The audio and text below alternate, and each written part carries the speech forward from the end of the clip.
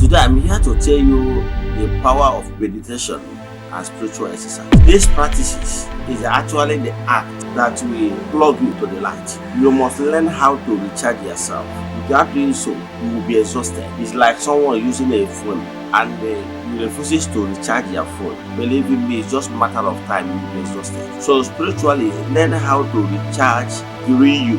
It's very important. It's like you are doing business. You don't take stock. You don't do audit. You don't have board meeting or businesses. You don't call yourself to retreat to seminar. That's why successful businesses, from time to time, they organize seminars, retreats, conferences. This avenue is avenues meant for sharing of opinions and ideas. So I'm telling you now, child of God, you must create time for those spiritual exercises and meditation because that is the key.